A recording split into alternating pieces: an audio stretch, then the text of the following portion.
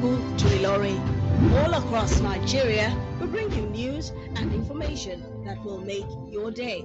We are news. We are 24 News Radio TV. From Abuja to Lagos, Sokoto to Port Harcourt, Enugu to Ilorin. All across Nigeria, we bring you news and information that will make your day. We are news. We are 24 News Radio TV.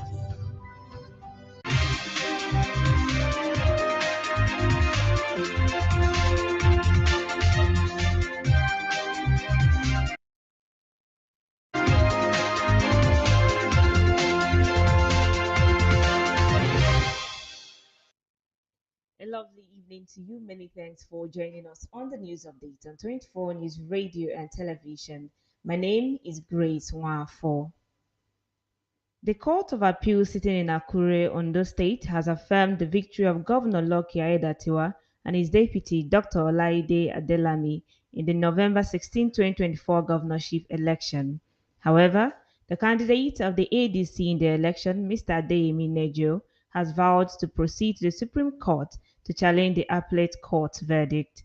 The Independent National Electoral Commission had declared Aiyedatiwa of the All Progressive Congress (APC) the winner of the election, having polled a total of 366,781 votes to defeat candidates of other parties in the poll.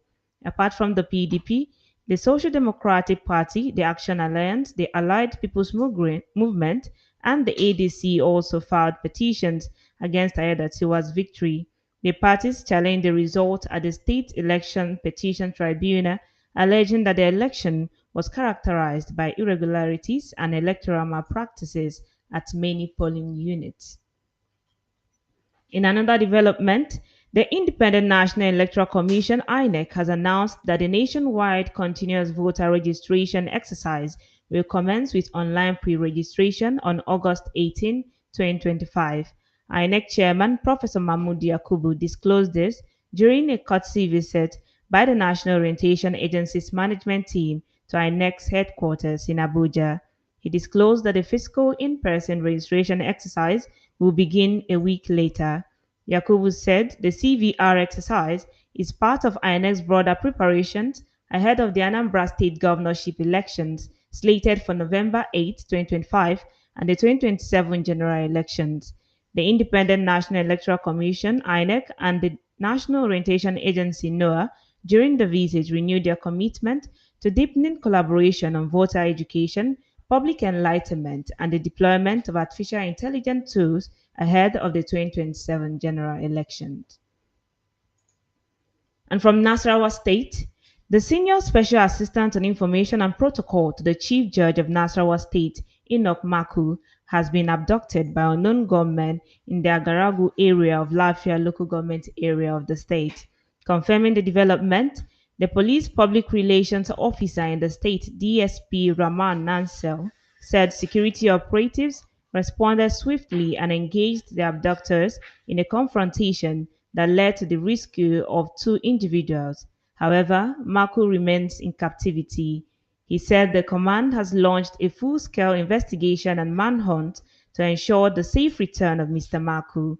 The PPRO appealed to residents to remain calm and cooperate with law enforcement, assuring that every effort is made to secure Maku's release unharmed.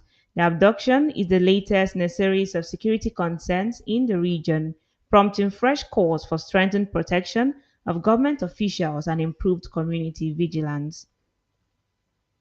Meanwhile, the Nigerian police force has said it rescued 6 students of the Yola campus who were abducted on July 26, 2025 while traveling from Anambra to Adamawa State. Benue State Police Command's Public Relations Officer Udeme Edet confirmed this in a statement in Makurdi. She said the 6 law students were heading for the Yola campus of the Nigerian Law School when they ran into the kidnappers along the Benue-Taraba boundary. Udeme disclosed that the students have been released and reunited with their family. Adamawa State Governor Ahmadu Fintiri has increased the monthly allowance of National Youth Service Corps members serving in the state from 20,000 naira to 30,000 naira. The governor made the announcement during the swearing-in ceremony of the 2025 Batch B Stream 1 corps members held at the NYSC orientation camp in Damare, Geri local government area of the state. Fintiri reaffirmed his administration's commitment to youth development and welfare, stating that the allowance hike complements ongoing support efforts such as regular food provision and other welfare initiatives. He disclosed that plans were in place for the construction of a new NYSC orientation camp in the state. Fintiri further directed the NYSC state coordinator to involve corps members with relevant qualifications such as architects, civil engineers, quantity surveyors in supervising the project. This is still the news update on 24 News Radio and Television. Still to come are news from the foreign scene and the world of sport. Stay with us.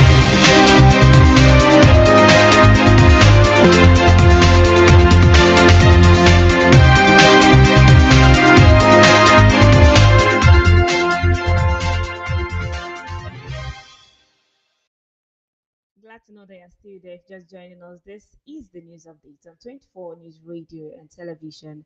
Over now to the foreign scene. President Vladimir Putin has said Russia wants a lasting and stable peace in Ukraine, adding that Moscow's condition for peace remained unchanged as Kyiv repeated its call for a leadership meeting.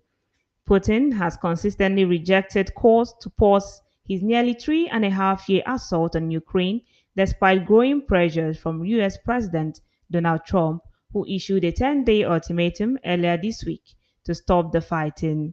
Russia has frequently called on Ukraine to effectively cede control of 4 regions Moscow claims to have annexed, a demand Kyiv has called unacceptable. Meanwhile, Ukraine has been pleading with its Western backers to send more weapons for its troops to withstand Moscow's daily attack and levy more sanctions on Russia and its trading partners. Also, Ukrainian President Volodymyr Zelensky has been pushing for a meeting with Putin to end the conflict, with Kyiv proposing talks by the end of August. Iran has rejected accusations by the US and more than a dozen of its allies that Tehran had attempted to kill or kidnap dissident journalists and officials in Western countries. In a statement, Iranian Foreign Ministry spokesman Ismail Baqi described the claims as baseless, calling them as an attempt to divert public attention from the most pressing issue of the day, the genocide in occupied Palestine. Western governments, including the United States, Britain, France, and Germany, condemned in a joint statement the growing number of state threats from Iranian intelligence services in their respective territories. However, Baqi said accusations were blatant fabrications designed as part of a malicious Iranophobia campaign aimed at exerting pressure on the great Iranian nation. Zoo officials have confirmed that a tiger killed a zookeeper at the Biblical Zoo in Jerusalem. Report says the animal attacked the 26-year-old keeper as he was preparing the enclosure of the tiger for a special tour group. The man suffered severe injuries and died shortly after being taken to the hospital. The zoo official said the tiger broke out of its cage for reasons that remain unclear and entered a secure area where the keeper was working. A post on their Facebook handle said the zoo was closed immediately following the incident and will remain shut until Sunday. And now from the world of sport.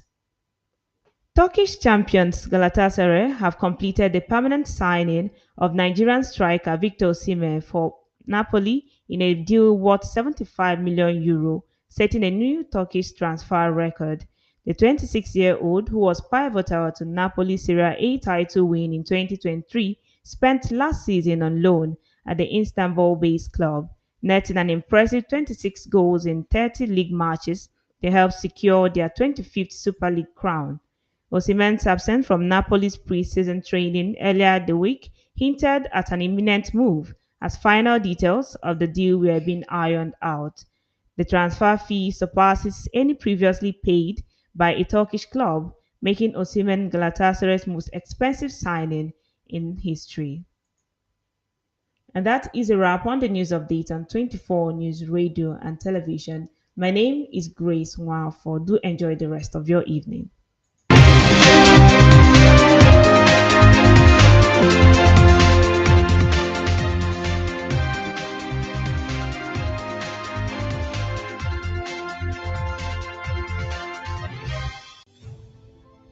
From Abuja to Lagos, Sokoto to Port Harcourt, Enugu to Ilorin, all across Nigeria, we bring you news and information that will make your day. We are news. We are 24 News.